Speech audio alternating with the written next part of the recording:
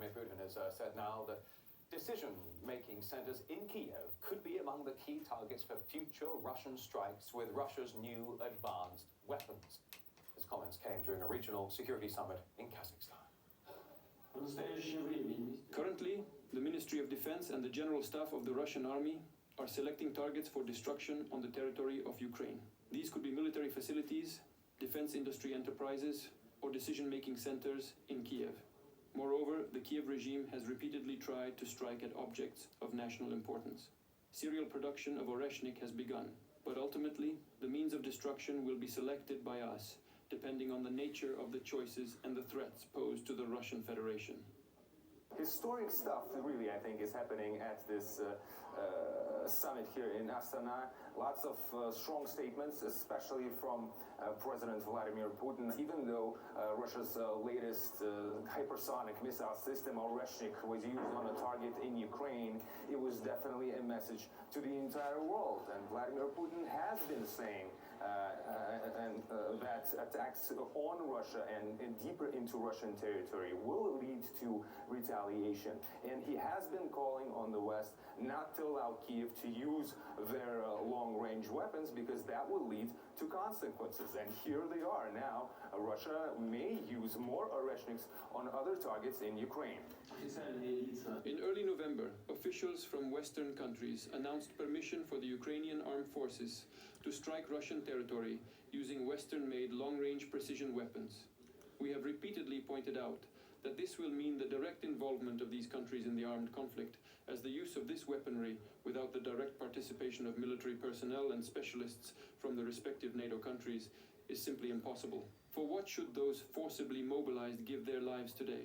For the Banderite, neo-Nazi regime that has entrenched itself in Kiev? For its leaders who have already lost their legitimacy? After all, they did not run in the elections.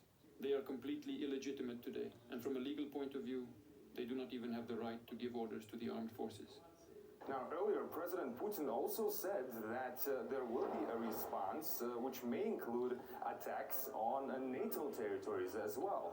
I would love to be able to ask him what conditions that decision could be made in, and hopefully I will get an opportunity, fingers crossed, to do that later on today, because President Putin is also going to hold a final media conference where we'll be present. So Oreshnik is definitely a trick in the hat there, and this is definitely, once again, a message to the entire world, and a missile system which attacked one facility but really impacted the entire globe.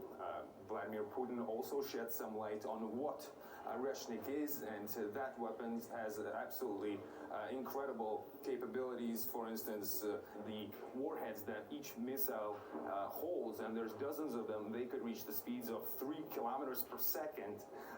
Temperatures reach 4,000 degrees centigrade, and that missiles are capable of going penetrating deep underground, and basically they just evaporate and turn everything into molecules. That's why technically it could be compared to a small, I guess, a nuclear weapon in terms of the amounts of the force of the explosion, but of course there's no nuclear fallout. There are no equals to Oreshnik in the world, and I don't think we will see them anytime soon.